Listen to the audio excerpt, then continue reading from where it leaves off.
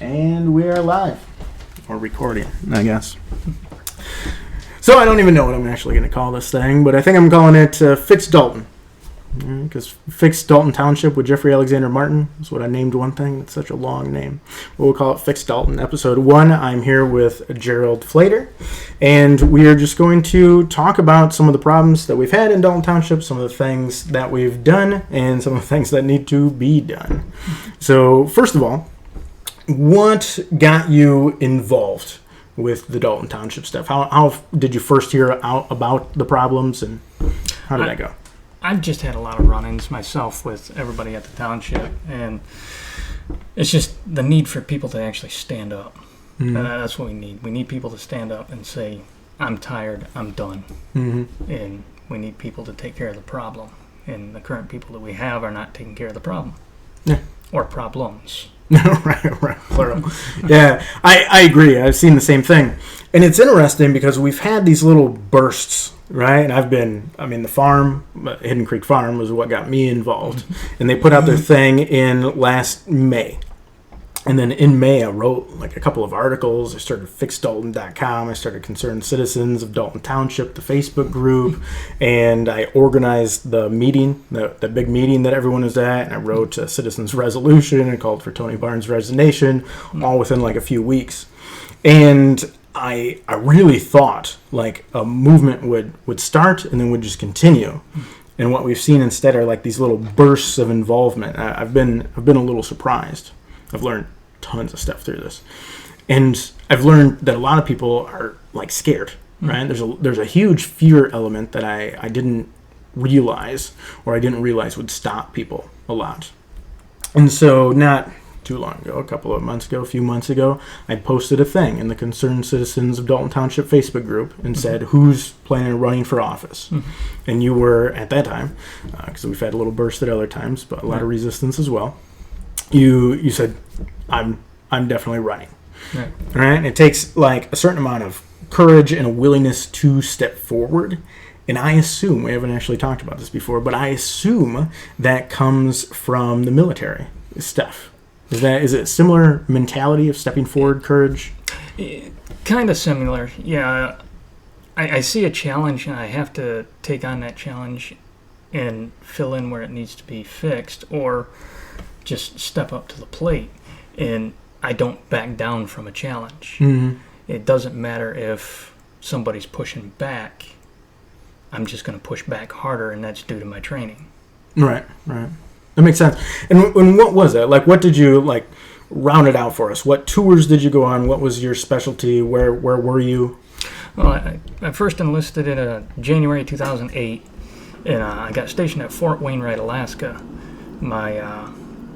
I was actually thrust into combat rather quickly. I hit basic training in January of 2008. By September of 2008, I was boots on the ground in Iraq. Mm-hmm. So September of 2008 to September 2009, I did a tour in Iraq, and then 2011, I did a tour in Afghanistan.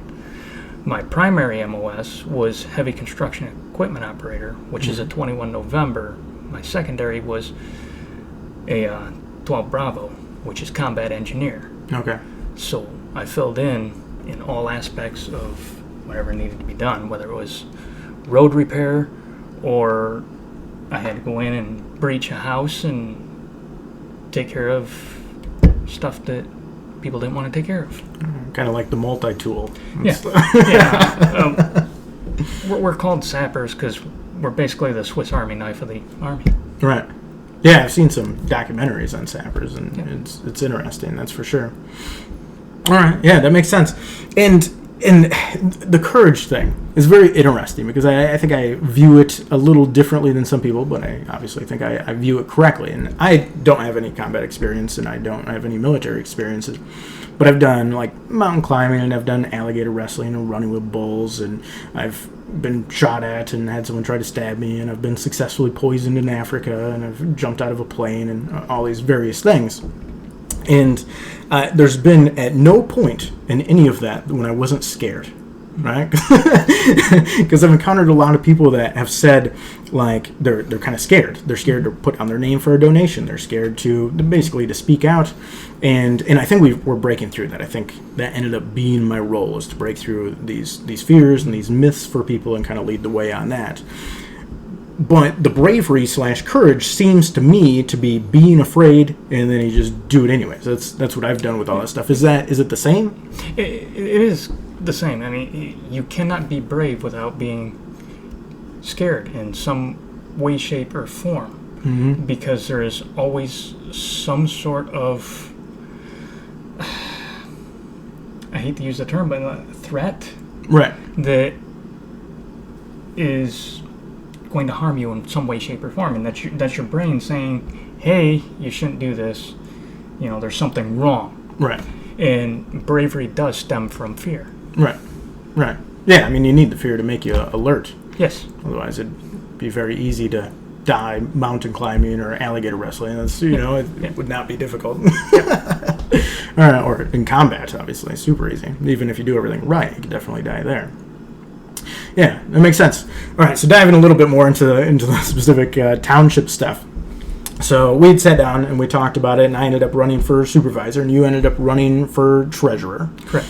And we've got, I've laid out, I've 17 articles, obviously. I don't know if everyone's seen the book or not. The Fighting Local Government Corruption in Dalton Township. I'm not very good at making short names. I like long names.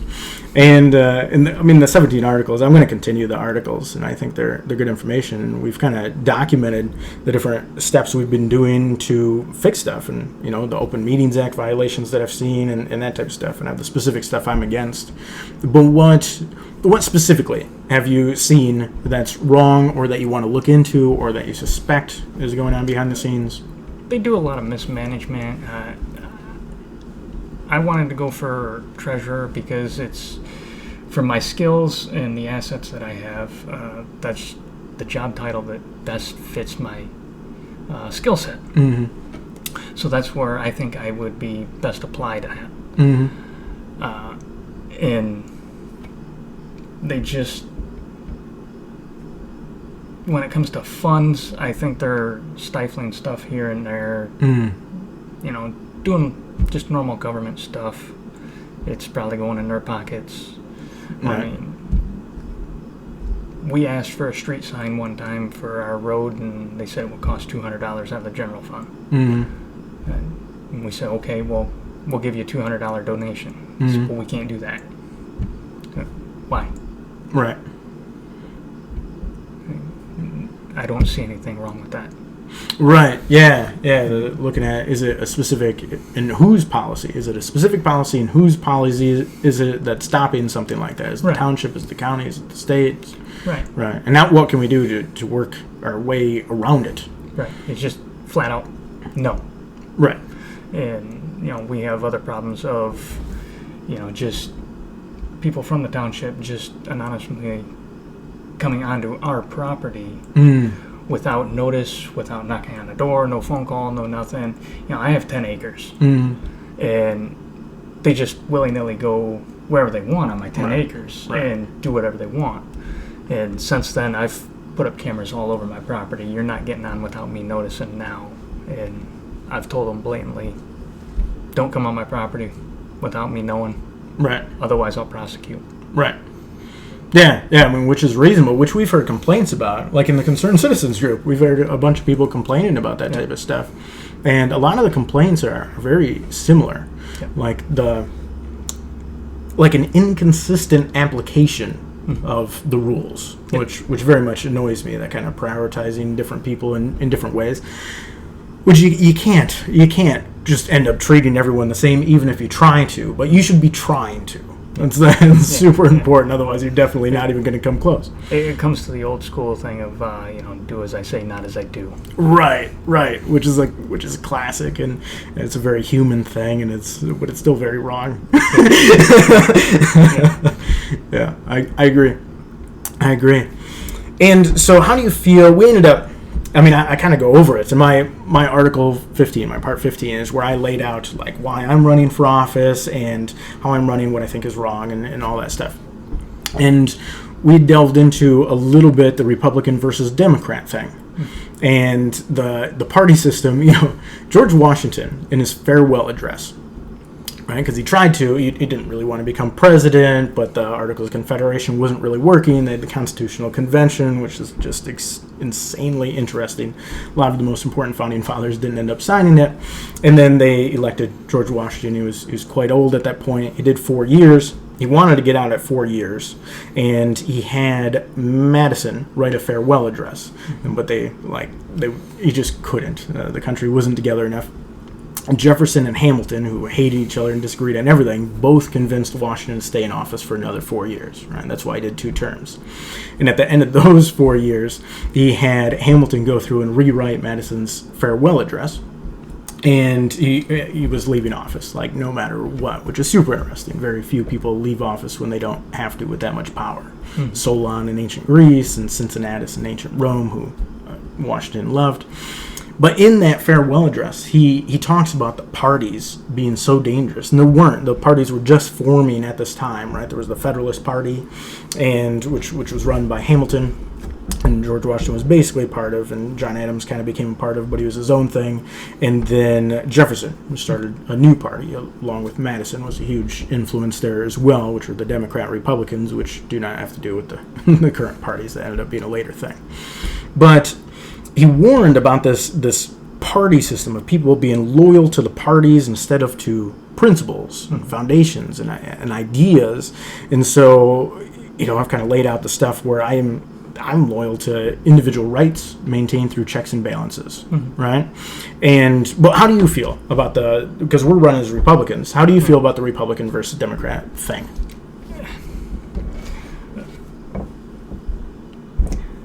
I'm kind of more sort of like you. It's more kind of like the old golden rule. Do unto you as you would do unto others. Right. I mean, it's very simple. So the problem with picking a side, whether it's independent, Democrat, or Republican, you have to pick one that you're running as. Right. And it doesn't matter which side that you're running as, you have to use your own knowledge and your own common sense and pick views and viewpoints that you trust or you believe from both sides, because you use them every day. Right. All them viewpoints, you use them every day.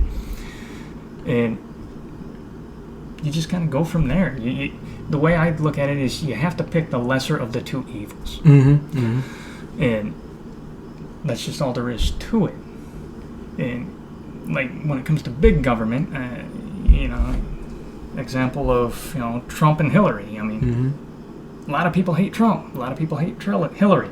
Yeah. Which one is the less evil one? Right. And that's how I make my decision. Yeah.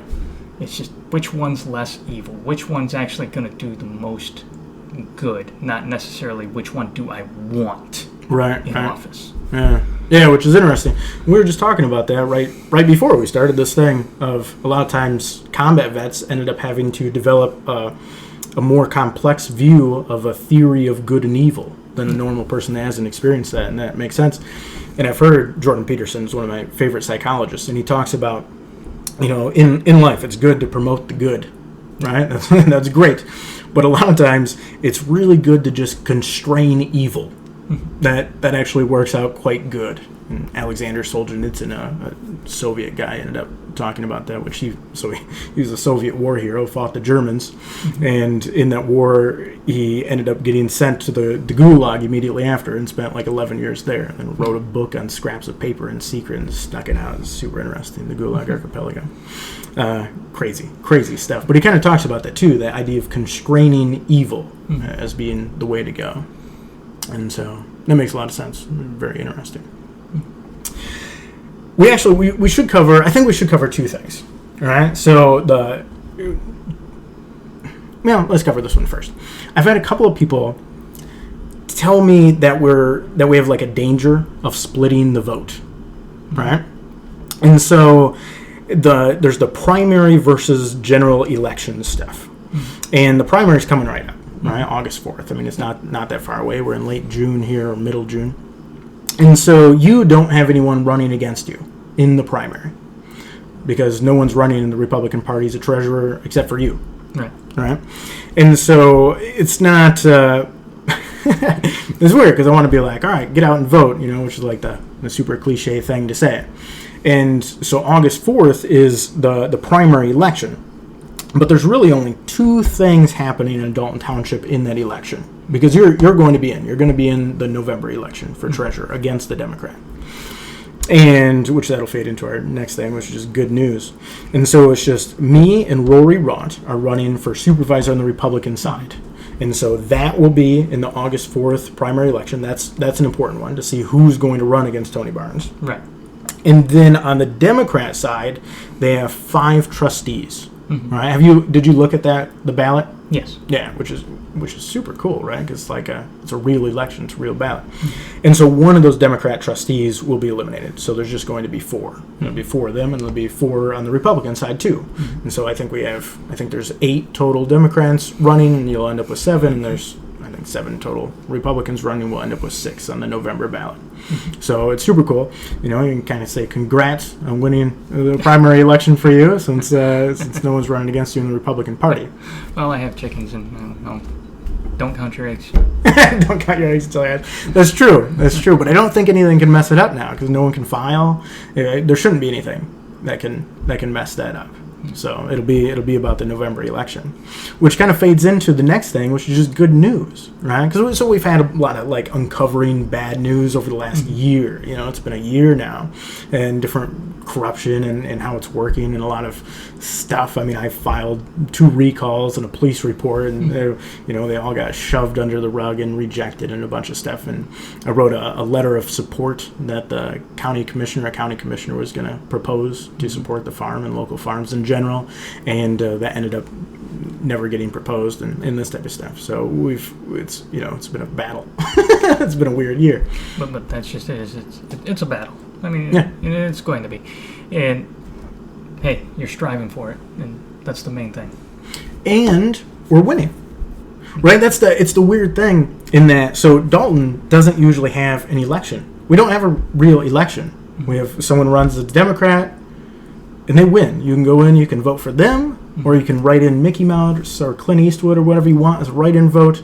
In 2016, 2,700, I think it's 2,787, something like that, people voted for Tony Barnes. 79 people wrote in just some other name. Mm-hmm. And the person that ran against Tony Barnes was nobody, right? Which annoyed me. Is this was my biggest goal, was that we were going to have a real election, real choices. We have real choices now, right. And so we've succeeded to a large extent. I mean, I think that's a huge success. It's a huge win. The township dropped their lawsuit. They settled with the farm, which is it's like winning a battle. Right. I think the real election is a huge win. And then I think there's a couple more things that could happen that could be really good. Replacing a few people and then changing policies. What do you think about moving forward? What is the important stuff that needs to happen moving forward? I mean, it's both. I mean, there's quite a few policies that need to be changed, but just like anything, I mean, naturally you can't just go in there, like I'm used to, and just kick the door in. Hey, this is what we're gonna do. Right. I mean, you can't do that. Right. It doesn't work. It just doesn't work, especially in this line of work, I guess you could say. That's where I have to be a lot more tactful on doing things the proper way, and even if only a few of us get in, I mean, at least there's a bug, or there's an ear into the township saying, hey, right, and somebody policing them up and saying, hey, you can't do that. Right. You're in the wrong there. Stop. And keeping them in check at least a little bit. Yeah. And then, if, we win the whole thing, and, the ultimate goal of getting, Tony out, we can actually move forward, and things will probably move a little quicker. I'm not saying a lot, but a little bit quicker. Right. And we'll be a lot more open with everybody. Right.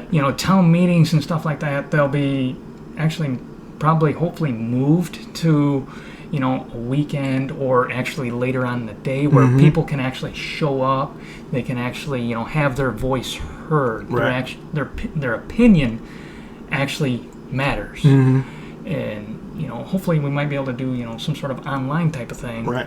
Where, people can view the actual meeting online if they can't actually make it to the town hall. Right. And, we can review it and see their comments and, take their opinions into consideration also. Right. Because, we wouldn't be paid hourly, we're salary. So what's it matter if we work a Saturday or a Sunday? Right. If more people can show up.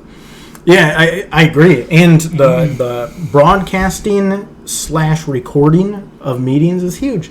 It's, you can, so I go on my TV sometimes, not a ton, and watch the House of Commons in England, right, in Britain, debate stuff.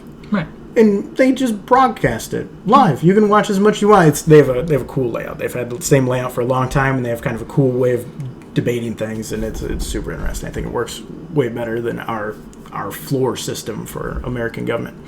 And they were going to change it after World War II because the building got bombed in World War II and it was destroyed, so they had to rebuild it anyways, and they were going to rebuild it different. And Winston Churchill was like, no, like the way it's laid out works so good. Why would we change this? Like the best parliament system in the world for seating and how they debate things. So, right. But I mean, if I can just watch the House of Commons in England anytime I want, I feel like I should be able to also watch the meetings either live or recorded. One of the two. Right. In my own township. And I completely agree. Yeah. And it should be that way. That way nobody's left in the dark. And, we wouldn't be bullying people either, like, the last tax hike with the fire truck and whatnot, telling people that their homeowner's insurance was going to go up if they didn't get a new fire truck and stuff like that. That was absolute scare tactic. Right. Your homeowner's insurance has nothing to do with them having a brand new state-of-the-art fire truck and stuff like that. And then we didn't even get the truck for 6-7 months because they paraded it all across Michigan. Right. I mean, me and my wife were into car shows and stuff like that.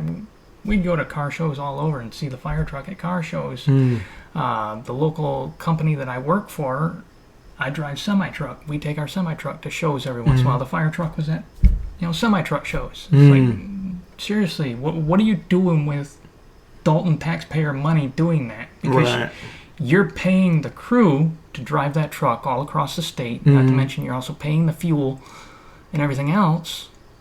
But it's not being used other than, hey, we have a truck. Right.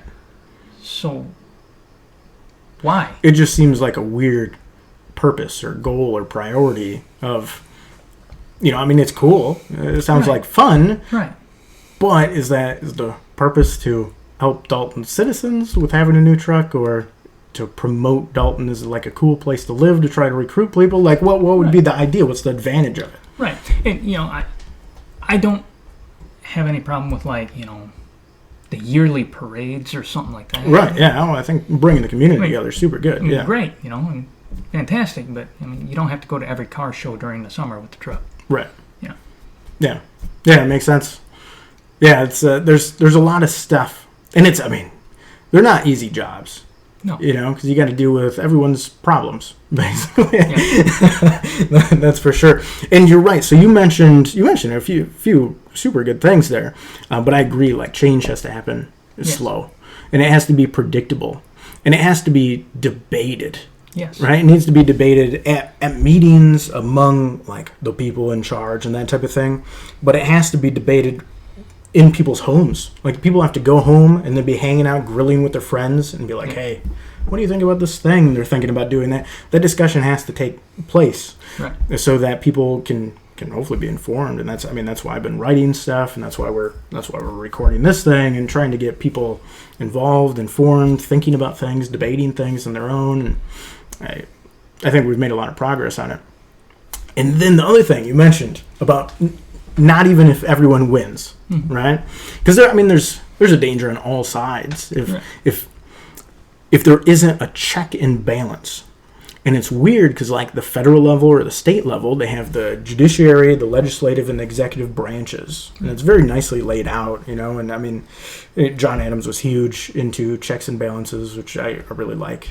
It's super interesting. We have all their records, man. You can read all the letters between Jefferson and Adams, between Adams and his wife, Abigail Adams. And it's super interesting. And you can learn so much. Samuel Adams to John Adams. Right. There's a series of 4 letters in there debating where authority actually comes from. Does it come exclusively from the people or not? Super interesting debates. But John Adams was huge into checks and balances. And I agree. Like, if you lose that, you're basically just hoping that whoever is in charge of everything completely is good. Right. And that's extremely unlikely. And Lord Acton said, you know, power corrupts and absolute power corrupts absolutely. And in my experience and reading history, it seems to hold true a lot of the time. In the township, the check and balance is the board Right. against each other. Right. And so far we've just had this single party Democrat run thing. And then we seem to just have, right now, we just seem to have a township supervisor who kind of lays stuff out and everyone just kind of agrees. Like, everyone's on the same page. Right. And there's no check and balance there. And if you have that many people on a board, everybody honestly should not agree. There should not be a collective that goes, hey, we all agree with you, let's go. Right. There's something sketchy about that. Yes. Yeah. You know, I mean, statistics tell you that there's going to be 1 or 2 people at least that go, whoa, no, you know, my thought is, you know, we should do this. Right. You know, so on and so forth. I mean, that's what statistics tell you. But, Right. There should be some sort of dissent. Right. Yeah. Right. And that's largely what the trustees are. Right? The trustees, I looked up the numbers not too long ago, but I think they make like $4,000 a year. Right. And, you know, they mostly are just there to be guardians of the citizens. They're informed and everything. They come to all the meetings and they make sure that everything's going well. Right. And they have not been doing that. And then that's where the trustees are. You know, they're kind of like the leash handler for the dog. Right. Yeah. They should only be allowed so much slack. Right. Right. For the rest of the board. Right, yeah. If the supervisor, the clerk, or treasurer, who are all full-time positions, get a little too enthusiastic on something, they can restrain them back in and be like, "Hey, man, we don't really have that power, that authority, whatever it may be." Right. And so I laid out some of that stuff, like the Open Meetings Act and whatnot, on my JeffThinks.com articles in 17. But there was one where I haven't said this, and it was 17 articles. I haven't written this one in there, but I think it is an interesting idea. In like the Supreme Court, right? They'll make a decision and they'll have like a split vote. You know, if like most of the judges said this thing, but 2 of the judges were against the ruling. So the ruling passes. But then the 2 judges that are against it will kind of write their thing why they dissent, like why they disagree. And it seems to me, because the trustees and the board or the township system of checks and balances against each other, that maybe there should be a record of these dissenting opinions on stuff that the township passes, which we don't have anything like that. They keep minutes, but the minutes are kind of sketchy, which is why I think the video thing is super important, so we actually have it. And so we can see the citizens speak, because a lot of times in the minutes it'll just be like, some citizens spoke. You're like, okay, what did they say? But I think if maybe, I just want kind of your just off-the-cuff opinion on this, if maybe like a trustee disagreed and voted no, and so the rest of the board voted yes on something, and maybe they wrote like a dissenting opinion that was maybe published in the minutes or something. Well, I mean, what do you think about something like that? Does it strike you as reasonable, or does it sound stupid? No, I think it's very reasonable. I mean, that opinion should be noted, and it should be, you know, word for word of what that person said or thought on that subject. And what you just said also brings to light is, you know, like, if a citizen is up at the podium and they're saying what they have to say, what I have encountered in my career of, you know, being in the Army, being a civilian, and also going to meetings at the township hall is, okay, that citizen, they're experiencing that courage. It does take courage to actually get in front of a board that's sitting on a platform that's above you. That's true. So that alone, just in a speaking setting, is kind of scary. Mm-hmm. And then you're also talking to the rest of your fellowship or your friends and family and whatnot that live in the township in the room. Yeah. And it's all scary and everything else. And the board will look at you and say, well, you got 1 minute and you're in the middle of speaking. I understand you have a time limit. You have to get stuff done. I get it. But in the middle of somebody's sentence, the board should not be slamming the gavel, telling them to shut up and get off the podium. Right. You give the board the respect and the courtesy to be quiet or to speak, and you are quiet. The board should give you the same respect until you are done speaking. Right. The street goes both ways. Mm-hmm. You give a little respect, you're going to get respect. Yeah. And I agree on that. I wasn't thinking of it as a huge thing, but it is kind of a respect thing, and that is kind of a big thing. And your point about people having courage to stand up and say something is very true. It's more true than I realized when we began this thing a year ago, because I've done a ton of public speaking. I was very nervous when I began, but now I've been doing it for years, and I like getting up in front of a crowd. I don't do it very much anymore, but I enjoy it at this point. But you're right. It's extremely intimidating for people. They say public speaking is one of the top fears. Yeah. Sometimes the number one fear in some polls. And it's even more intimidating, like I say, when you have, a whole line of people, or even just one person, when they're on a platform that's 5 feet above you, looking down at you, because that style alone is meant to actually put fear in that person. And they have some real power. The government officials, it's not like they have no power. They have some real power over you. That's why you're there, because you live there. And so what we did, like in the speaking training groups, right? Toastmasters. I was a part of Toastmasters for years as an officer in multiple roles in multiple clubs at the same time. And it was great. I learned a ton there. Really enjoyed it. And we would have a signal system. Different groups did this differently, right? But so if a lot of speeches are like 5 to 7 minutes, right? And obviously speaking at the township, right now the limit is 3, because that's in the Open Meetings Act. They have to let you speak for 3 minutes in public comment, which I know I've had a number of people tell me that they haven't been allowed that. And the one huge meeting there, I got hammered out by Tony Barnes, I think maybe 2-3 seconds early, which was annoying, extremely annoying. But nevertheless, a signal system that's respectful and reasonable. So if you get someone that's up there and they're just going to speak forever, well, that doesn't work. So you need something for that. But if you have a light system or cards or something that lets them know, or a clock somewhere that lets them know, hey, you've kind of got 30 seconds left, and then they hit the 30 seconds, and then it's maybe we have a leeway time also of 30 seconds, because maybe they're in their last 2 sentences, and you know what, instead of hammering on the gavel, maybe we let them speak the last 2 sentences, something like that. Right. I completely agree. And something as simple as that, it's a stopwatch. They think they got to spend thousands and thousands of dollars to do one little thing. They don't. In Toastmasters clubs, we literally, the fancy Toastmasters clubs, you'd have a little light system, right? It's green, yellow, red. And it just, they're not too much. I don't know how much they are. I think it was $80 or $40, something like that.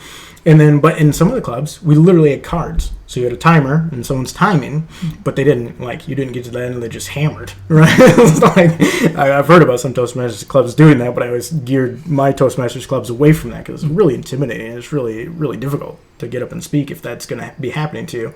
And you literally just have cards that green means you're at a certain time, yellow means you're at a certain time, red means you're at a certain time, and you know where your time is. And now at a certain point, you're going to have to, use the hammer, but it should almost never occur. Right. Yeah. I completely agree. Yeah. That's actually, I think that is probably more important than I've been thinking of it as being important. There's a lot of stuff, man. We covered a lot of stuff. Do you any questions, thoughts, ideas, comments, concerns that you wanted to add in? No, it's just best wishes, and hopefully we can actually move forward and, strive for real change. Yeah, I agree. This is a thing I'm trying out to kind of get people to know the people that are running rather than just seeing a sign. And I think we are seeing it.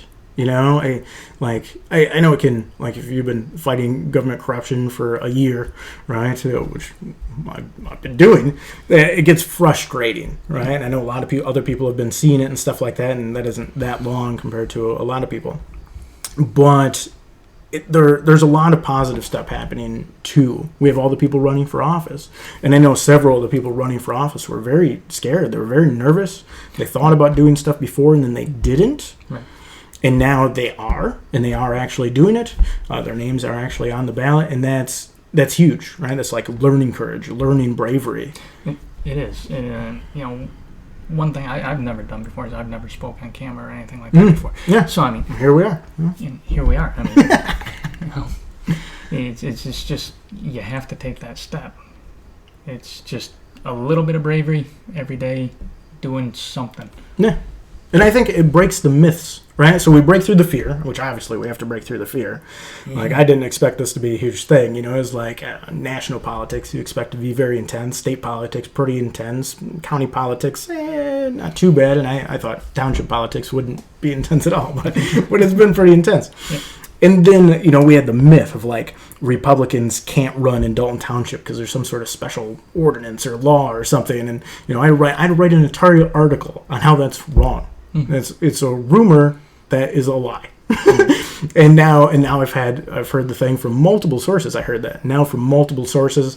I've heard the rumor that we're gonna, like, split the vote, and so Tony Barnes will win no matter what because we'll split the Republican vote. And that's not how it works, right? There's primary elections, and that's what they're for. So you're only gonna have one Republican in the general election in November. That'll be selected in August.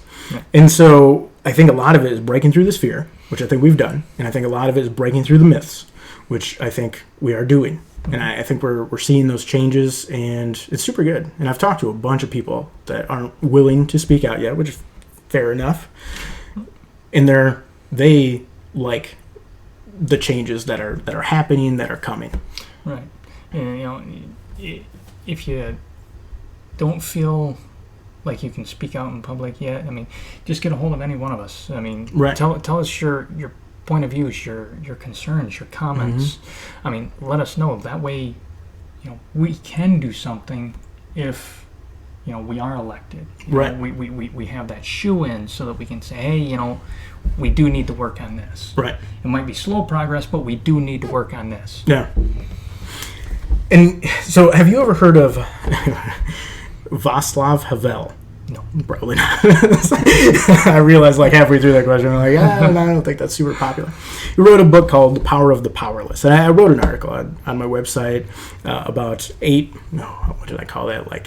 major books of corruption, the best books about political corruption, something like that. And I went through 8 books, and one of them is this guy.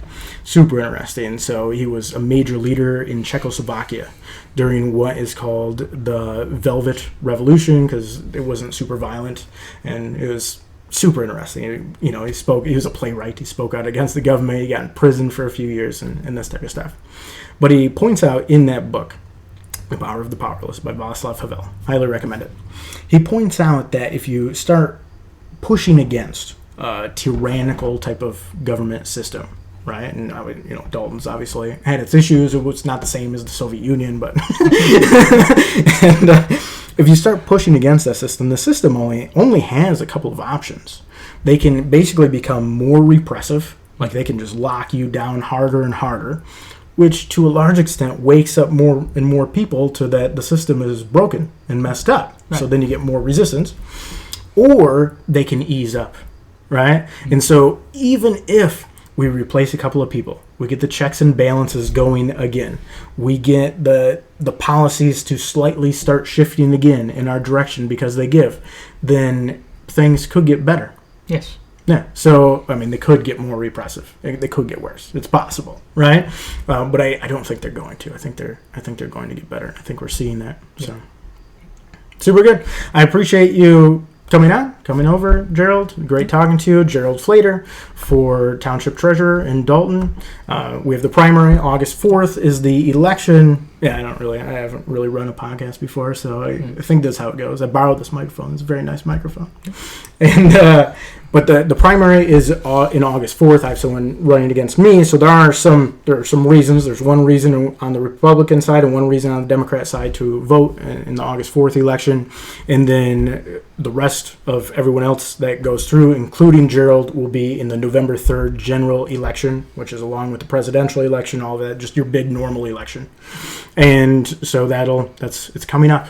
And I hope to keep releasing good information until then, get people known and knowing each other. And I think we're making great progress. So I really appreciate you coming on. And maybe we'll do it again. We'll see. All right. I appreciate being here. Yeah, good talking to you, Gerold.